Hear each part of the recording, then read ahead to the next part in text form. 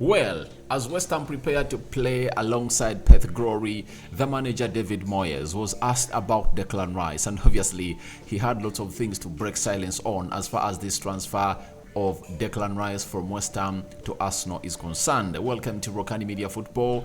Juma Karim, to all my Muslim viewers and subscribers, and continue to really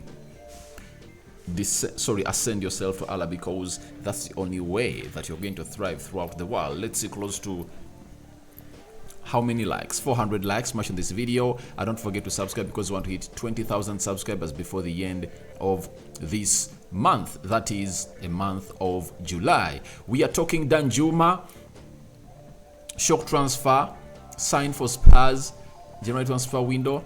Looks like the new manager Ange Postecoglou is not interested in him and he wants him sold. And lastly, we are having a huge story coming in from Ajax, as Dusan Tadic, that most of you knew at Southampton, has come out and obviously requested for a termination of his contract. He wants to leave the club and obviously play elsewhere. So hope you guys are really having a wonderful day, and your stay in here is really wonderful, and let's continue and see how the day is going to go on. But Declan Rice has been on the talks or the lips of many for the previous 2 weeks, having really agreed a deal with West Ham. Medical are completed last Friday, but as it stands right now, Arsenal have taken close to another week without announcing the deal of Declan Rice. And we've always been giving you stories coming in from credible journalists and those that are really tier 2, tier 3 journalists, but this time round it's coming in from the horse's mouth, that is the manager of West Ham, who knows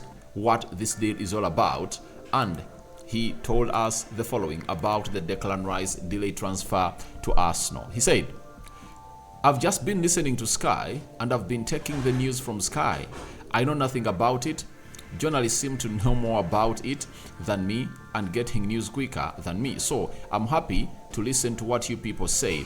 Until it's done, we can't plan anything." That's what he really said. Then he concluded with, "We will wait and see what happens. Everybody knows the situation. We're expecting something to happen. I think you just said it was done 2 weeks ago and it's still not yet done." That is David Moyes for you. Now, if you are to really scrutinize the statements of David Moyes, it's obviously a confirmation that Declan Rice is a player of Arsenal. That is it. Why? If he was a player of West Ham, Declan Rice wouldn't have been in Portugal training with the likes of João Cancelo and so on and so forth. He would have been with West Ham and preparing for the game they're going to play against Perth Glory tomorrow. But Declan Rice not being with the team of West Ham right now shows you that he is just an inch away from becoming an Arsenal player.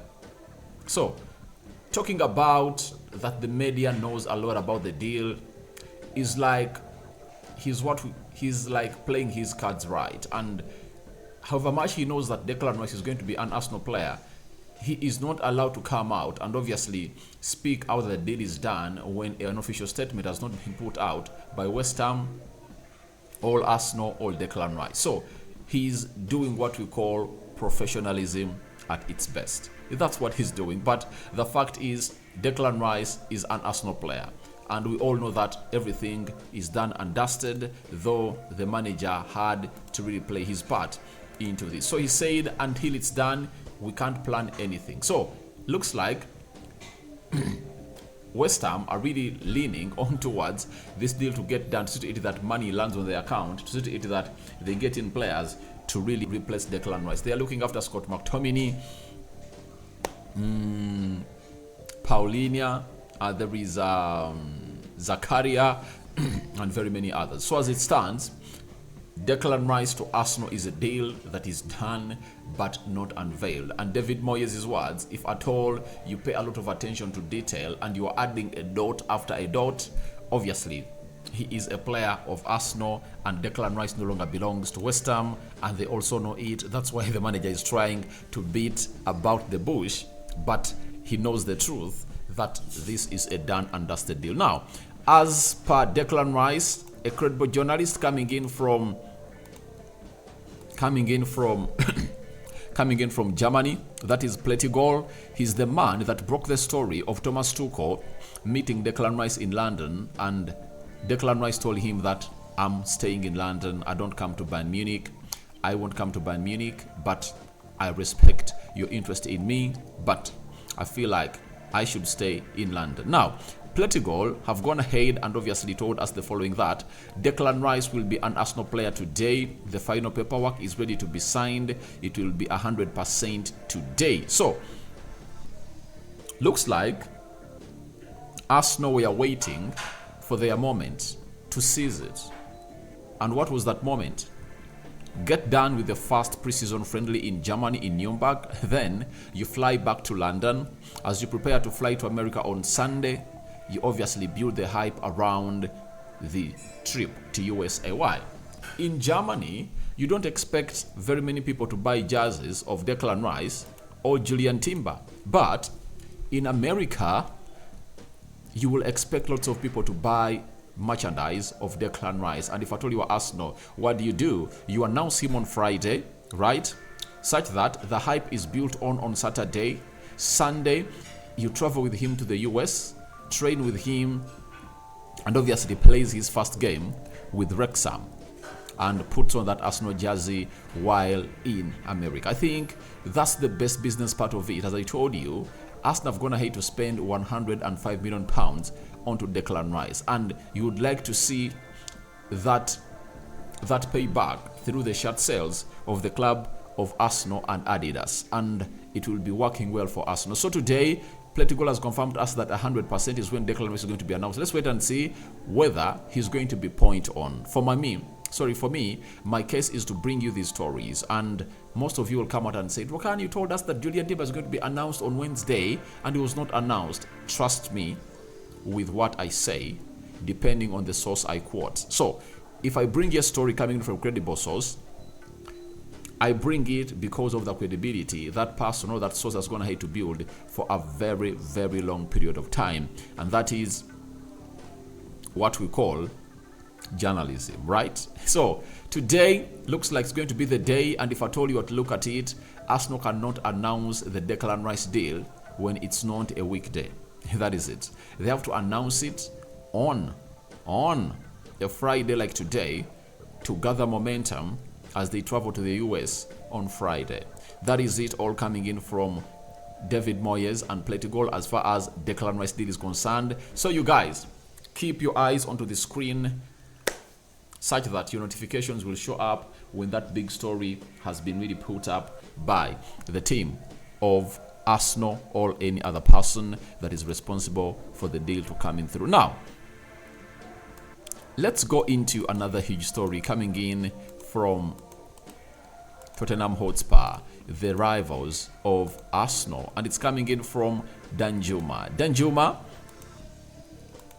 signed for Spurs in the January transfer window for some limited fees, and it looks like AC Milan have entered the race for Danjuma. He is in the list, while Feyenoord and Everton are also in discussion with the player. Understand has met with Sean Dyche and Anslot whilst Understand he has met with Salt whilst Milan speaks with his agents. Big days of Danjuma, decision expected soon. Now, when you hear such a story, it's a confirmation that Ange Postecoglou is not interested in him or in his services at Spurs anymore. And that is a confirmation, because if a player has been given permission to talk to other clubs, that means they are ready to let him go. But I think all this is done in the name of really securing some funds, because Danjuma, however much he crossed in from Villarreal to Spurs for a limited fee. Why? Because he was left with just 6 months on his contract.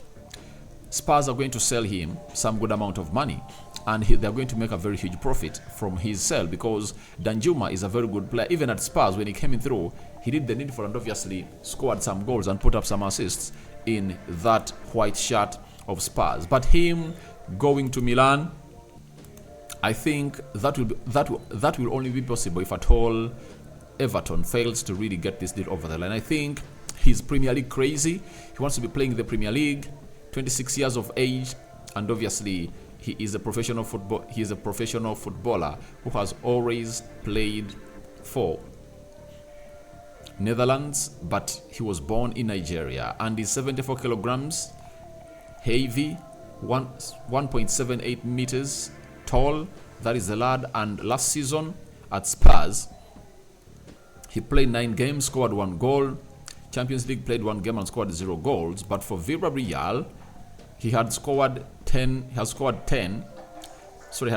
goals in 10 matches in the La Liga. That is him for you. And when you look at his transfer from Villarreal to Spurs, it is really one of those that was really cheap, and he found himself in a position that he doesn't want to play for them. If at all they don't sell him, he's going to be a free agent. Remember, a here we go was sounded that he's going to Everton, and Spurs came in through and hijacked the deal and got over the player in a nick of time. So let's wait and see how Danjuma deal goes on. But he's a very good player. He can play as a right attacking midfielder. He can play as a false number 9, and he can play into the central attacking midfield role. He can also play as a left attacking midfielder. So any team that really gets in Danjuma would have gotten themselves a very good player. And I don't know why Spurs are letting him go, because if you're having Kulusevski and Danjuma, you at least having the perfect competition that any manager would love on the right attacking side of the midfield. Maybe because they have Richarlison, they have Song Heung-min, Kulusevski, and very many others. The managers think of a different team altogether, and he's not in the plans of the manager. So let's wait and see how that pans out. But as it stands, it's all about Danjuma leaving Spurs, and Spurs wanting to get some good amount of money from the Dutch international. Lastly, let's go a little bit Ajax. It's Mark V. Wage, credible journalist, coming in from the Telegraph, confirming to us that Dusan Tadic wants to terminate his contract at Ajax due to the lack of quality within the squad. He added to this and said the situation has already escalated heavily, and Ajax like to get rid of the 6.5 million euro salary that Dusan Tadic earns per year. Ajax also feel like they have the right to receive a transfer fees, as Dusan Tadic still has a contract until 2027. Those are how many years? 4 years. And will teams cash in for him? I doubt. But if at all you are an elite team or an elite management, never keep up a player who doesn't want to really stay with you. That is it. Never in life keep up a player who doesn't want to stay up with you. I've learned this from top managers like Pep Guardiola. You know, if at all you don't want to play for his club, he obviously shows you the exit door. So that is the same thing I would anticipate from a team like Ajax.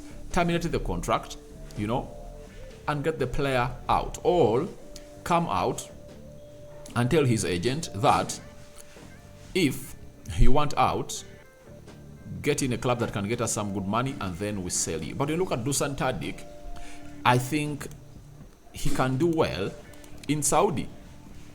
And I think this is a purpose to be served for him to obviously claim that he wants to leave the club. At the age of 34, I think he's seizing an opportunity to go ahead and play in the Saudi Arabian League, where he can get close to 10 million euros a year as his salary. And I think this is all done in the name of him going to play for the Saudi side, because they are really stinking rich and they are really offering ridiculous money to players. And I think Dusan Tadic can get the best from Saudi Arabia, and maybe he's trying to engineer it through